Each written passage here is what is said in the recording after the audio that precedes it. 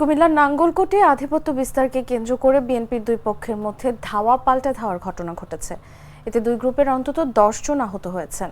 এই ঘটনায় এলাকায় থমথমে অবস্থা বিরাজ করছে। শুক্রবার বিকেলে উপজেলার পেরিয়া বাজার এলাকায় একই স্থানে সাবেক এমপি আব্দুল গফুর ভূঁইয়া ও উপজেলা বিএনপির নেতা মোবাশ্বির আলম ভূঁইয়া পক্ষ কর্মী সভা ডাকায় নেতাকর্মীদের মধ্যে ঘটনা ঘটে। খোঁজ নিয়ে জানা যায়, আব্দুল গফুর ভূঁইয়া গ্রুপের যুবদলের যুগ্ম আহ্বায়ক খন্দকার মোহাম্মদ হাবিব ও জসিম উদ্দিনের নেতৃত্বে বিকেল ৩টায় পেরিয়া বাজারে ইউনিয়ন কর্মী সভার আয়োজন করা হয়। একই স্থানে সাবেক উপজেলা বিএনপির সভাপতি মোবাশ্বির আলম ভূঁইয়া পক্ষের যুবদল সদস্য আব্দুল কাদের ও মিলনের নেতৃত্বে কর্মী সভার আয়োজন করা হয়। পরে ওই সভা স্থগিত করা হয়।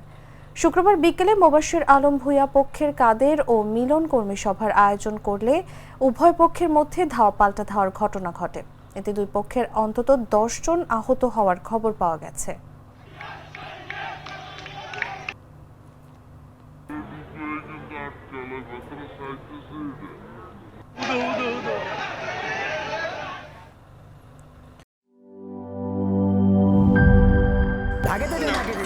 বলছিলাম না সস্তা তিন অবস্থা, এবার বুঝো ঠেলা।